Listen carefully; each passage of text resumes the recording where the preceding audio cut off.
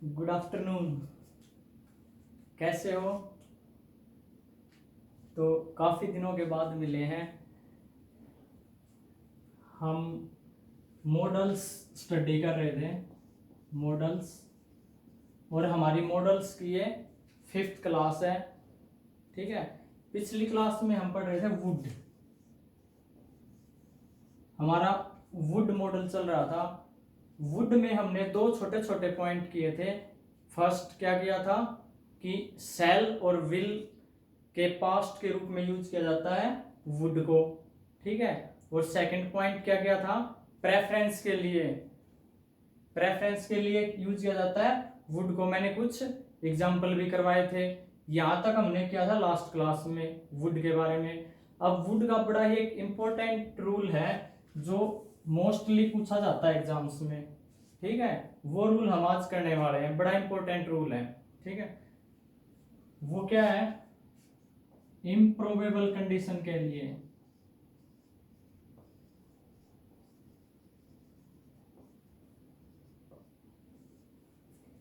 Improbable condition के लिए हम वुड का यूज करते हैं। समझो ये क्या है। देखो, इसके लिए पहले आपको मैं थोड़ा सा कंडीशनल सेंटेंस के बारे में बताऊंगा, उसके बाद ये क्लियर होगा कि इम्प्रोबेबल कंडीशन क्या होती है। देखो क्या होता है कि जब भी दो सेंटेंस एक दूसरे के ऊपर डिपेंड हो, ठीक है, कि ऐसा होगा तो वैसा होगा, इनको बोलते हैं कंडीशनल सेंटेंस। जैसे तुम मेहनत करोगे तो पास हो जाओगे, ठीक है। मैं आऊंगा तो तुमसे मिलूंगा। तो ये जो सेंटेंस एक दूसरे के ऊपर डिपेंड होते हैं उनको बोलते हैं कंडीशनल सेंटेंस, ठीक है।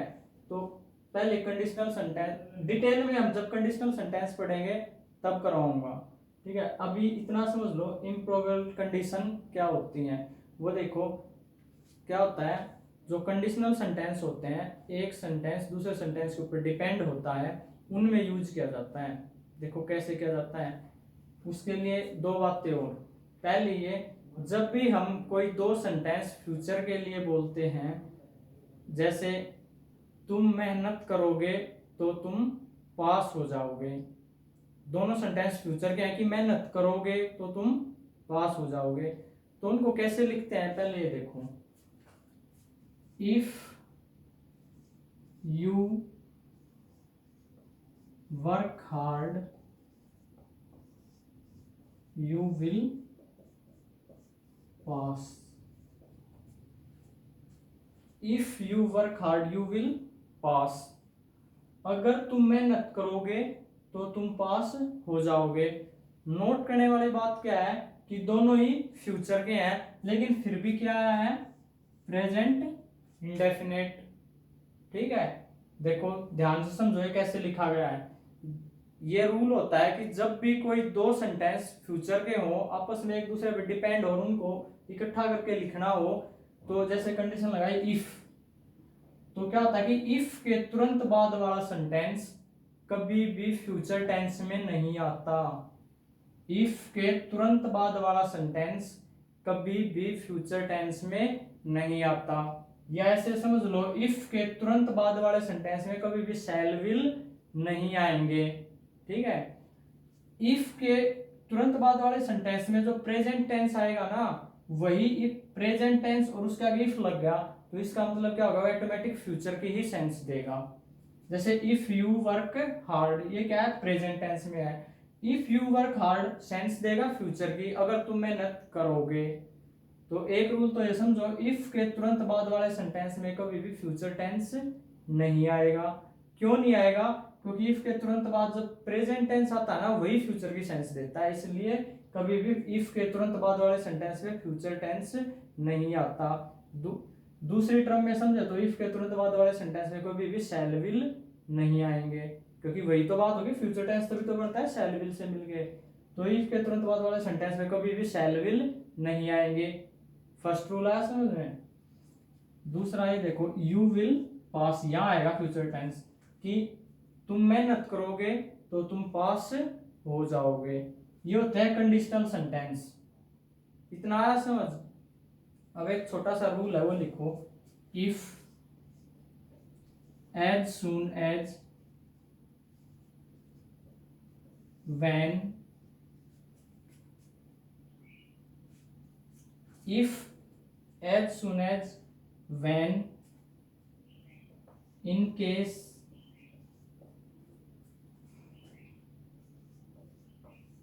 before, after। ये जो वर्ड लिखे लिखे ना मैंने, word if, as soon as, when, in case, before, after, इन ये वर्ड क्या होता है कि दो सेंटेंस को जोड़ते हैं। ठीक है, ये जो वर्ड है if, as soon as, when, in case, before और आफ्टर, ये क्या होता है कि जब भी ये वर्ड आए हो ना, ये दो सेंटेंस को जोड़ेंगे। जैसे इफ है, एक सेंटेंस तो ये हो गया, if you work hard, comma लगा, उसके बाद ये दूसरा सेंटेंस हो गया। तो ऐसे ये वर्ड कौन से वर्ड है, ये वो वर्ड है जो दो सेंटेंस को जोड़ेंगे। ठीक है, अब रूल क्या है, रूल ये है कि इनके तुरंत बाद वाले सेंटेंस में, इनके तुरंत बाद जो सेंटेंस आएगा ना, उसमें फ्यूचर टेंस नहीं आएगा, यानी कि उसमें क्या होगा, शैल विल का यूज नहीं होगा। ये जो मैंने वर्ड लिखे हैं, ये सेंटेंस में आपको कहीं दिख जाए और उनके तुरंत बाद जो सेंटेंस होगा, उस सेंटेंस में शैल या विल या ये कह लो कि फ्यूचर टेंस नहीं आएगा। ठीक है, आया समझ में? If, as soon as, when, in case, before और आफ्टर, इनके तुरंत बाद वाले सेंटेंस में कभी भी फ्यूचर टेंस नहीं आएगा। ध्यान से सुनना, तुरंत बाद वाले सेंटेंस में फ्यूचर टेंस नहीं आएगा। जैसे इसके इफ के तुरंत बाद वाला सेंटेंस ये है, इसमें नहीं आएगा फ्यूचर टेंस, लेकिन उससे अगले में तो आ सकता है। ठीक है, तुरंत बाद वाले में नहीं आएगा। ये मैं डिटेल में आपको कंडीशनल सेंटेंस में पढ़ाऊंगा। ठीक है, यहाँ सिर्फ ये इम्प्रोबेबल कंडीशन समझाने की कोशिश कर रहा हूँ, इसलिए इतना बताया कि इतना तो समझ आ गया ना कि इफ के तुरंत बाद वाले सेंटेंस में प्रेजेंट टेंस आने से ही फ्यूचर की सेंस मिलती है। इफ के तुरंत बाद वाले सेंटेंस में कभी भी फ्यूचर टेंस नहीं आता। यहाँ से बहुत बार क्वेश्चन आता है। ठीक है, अब देखो जो इंपॉर्टेंट वुड की जो बात थी वो देखो। इफ के तुरंत बाद वाले सेंटेंस में फ्यूचर टेंस का तो फंडा ही खत्म, वो तो आएगा ही नहीं। उसके बाद क्या बच गया, प्रेजेंट और पास्ट। प्रेजेंट टेंस आएगा तो हम फ्यूचर में लिख देंगे नेक्स्ट सेंटेंस। जैसे इफ के तुरंत बाद वाले में फ्यूचर टेंस तो आएगा ही नहीं, प्रेजेंट टेंस आएगा तो उसके नेक्स्ट वाले में क्या हो गया, फ्यूचर टेंस। अब देखो, अब लिखता हूं, if you worked hard, you blank pass. अगर तुम मेहनत करते तो तुम पास होते।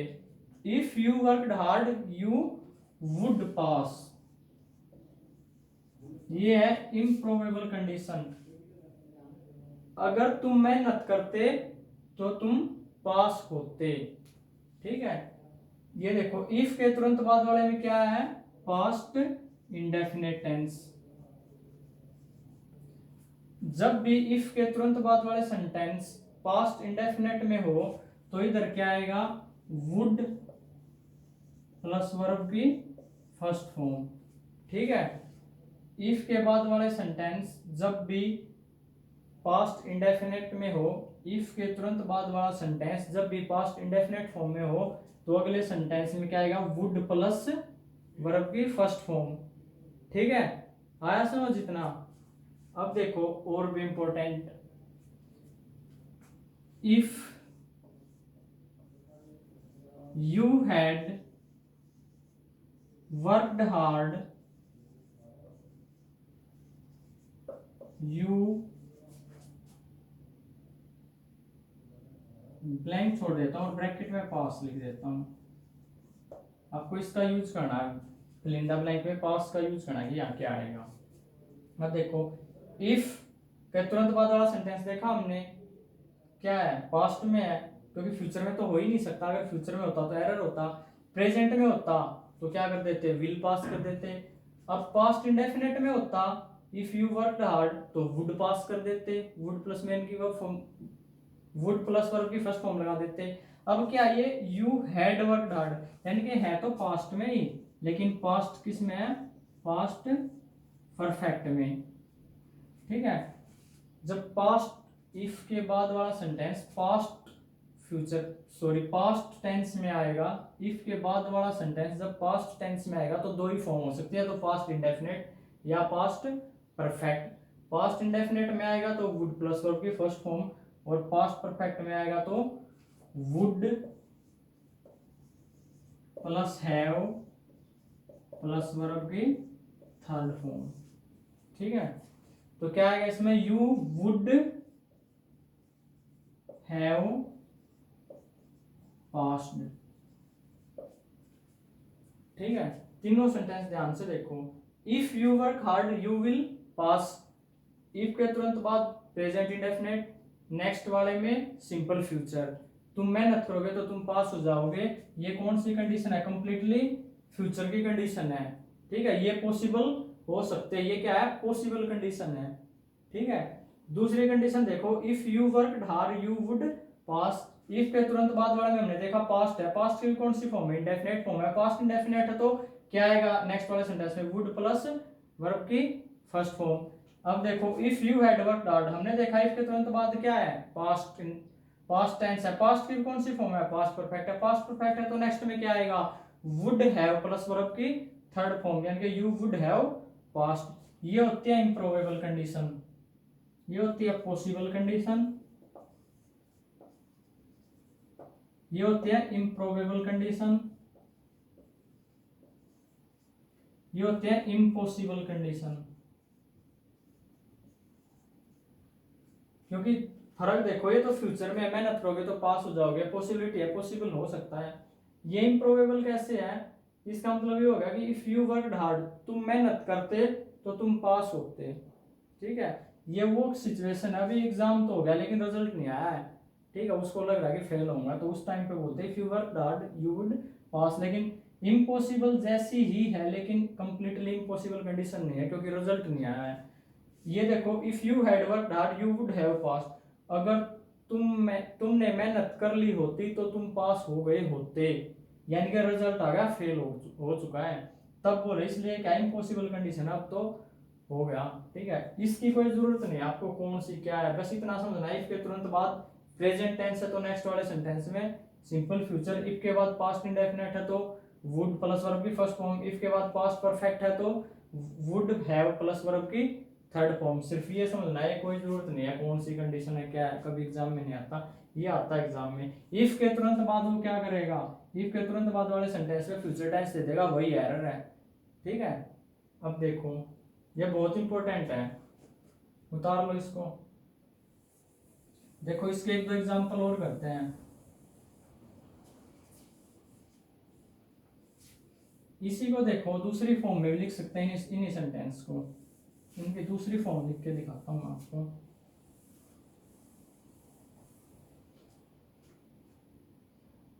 इसको लिख देगा you will pass if you work hard. ठीक है, ये और ये दोनों एक जैसे सेंटेंस है, if you work hard you will pass, या वो बोले you will pass if you work hard. ठीक है ना, ऐसे इसको लिख देगा you would pass if you worked hard, ऐसे इसको you would have passed if you had worked hard। देखो क्या बताया था मैंने, इफ दो सेंटेंस को जोड़ता है तो इफ का यूज हम आगे रख के कर सकते हैं और दोनों सेंटेंस के बीच में रख के भी। इफ के तुरंत बाद वाले सेंटेंस में कभी भी फ्यूचर टेंस नहीं आएगा।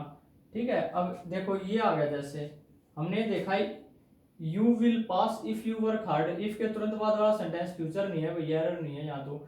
उसके बाद देखा इफ के बाद वाला सेंटेंस क्या है, प्रेजेंट में है, तो दूसरे वाले सेंटेंस में क्या होना चाहिए, सिंपल फ्यूचर है। ठीक है, उसके बाद हमने ये देखा you would pass if you worked hard, हमने पहले देखा इफ के बाद वाला सेंटेंस फ्यूचर में नहीं है, एरर नहीं है। फिर देखा पास्ट में है, पास्ट में तो कौन सी फॉर्म है, पास्ट इंडेफिनेट में है।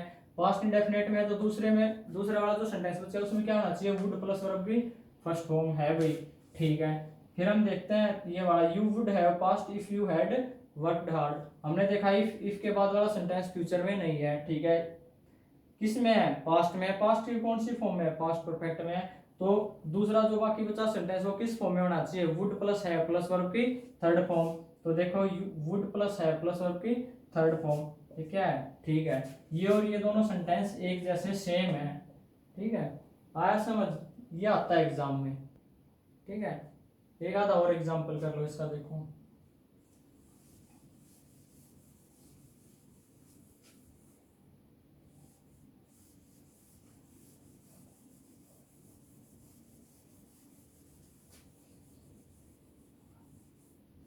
एक एक और देखो, इसी की फॉर्म जो आजकल यूज करता है, क्या कर देता है देखो, उसके लिए मैं आपको देखो एक बार समझो। जैसे मैंने लिखा had you worked hard, had you worked hard और उसके बाद क्या लगाया, क्वेश्चन मार्क, ठीक है। यानी कि ये क्या है, क्वेश्चन पूछ रहा है, क्या तुमने मेहनत की थी, ऐसे पूछ रहा है। लेकिन ये इसको ऐसे लिख सकता है, हैड यू वर्कड हार्ड, उसके बाद कोमा लगा के और नेक्स्ट सेंटेंस स्टार्ट कर दिया, यू वुड हैव पास्ट। देखो इस सेंटेंस को ध्यान से देखो, had you worked hard you would have past. इसमें क्या किया उसने, इफ नहीं लगाया आगे कंडीशन के लिए। लेकिन क्या होता है, जब जो हेल्पिंग वर्ब होती है ना उसको ही सब्जेक्ट से आगे उठा के ले आए, ठीक है, जब हेल्पिंग वर्ब को ही सब्जेक्ट से आगे ले आए तो क्वेश्चन मार्क वाला इंटेरोगेटिव बन जाता है क्वेश्चन। लेकिन वो क्वेश्चन मार्क ना लगा के कोमा लगा के आगे कोई और बात कहता है तो इसका मतलब ये हुआ कि ये इंटेरोगेटिव सेंटेंस नहीं बना रहा है, ये कंडीशन लगा रहा है। यानी कि हेड जो आ गया, ये हेड अपना तो काम करेगा ही करेगा हेड का, साथ में इफ का काम भी करेगा, ठीक है। ये वाला सेंटेंस और ये वाला सेंटेंस और ये तीनों क्या है, एज इट इज सेम है, हैड यू वर्कड हार्ड, इसका मतलब ये होगा if you had worked hard, ठीक है।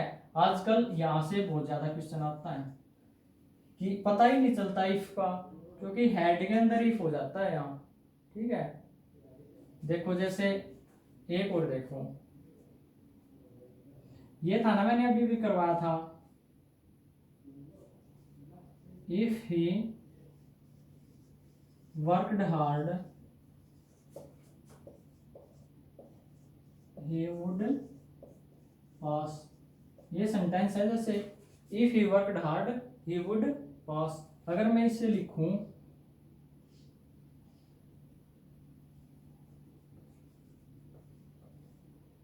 did he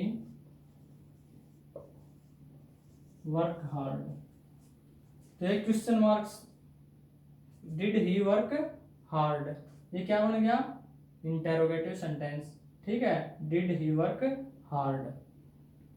ऐसे he had you worked hard, ये क्या बन गया, इंटेरोगेटिव सेंटेंस क्वेश्चन की। लेकिन जब हेड को आगे उठा के ले आए और क्वेश्चन मार्क ना लगा के कोमा लगा के दूसरा सेंटेंस स्टार्ट कर दिया तो इसका मतलब ये हो गया क्वेश्चन नहीं पूछ रहा है, कंडीशन लगा दी, हेड इफ का काम करेगा। आया इतना समझ, ये वाला बहुत इंपॉर्टेंट है, had you worked hard you would have past, ठीक है। इसका मतलब यही हो गया, if you had worked hard you would have past. और ये भी सेम है, तीनों सेम, ठीक है। आया समझ में। देखो एक दो एग्जांपल और इसके,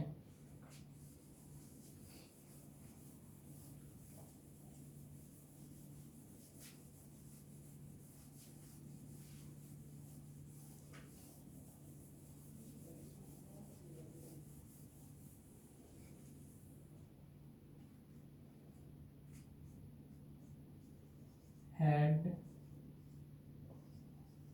he reached, had he reached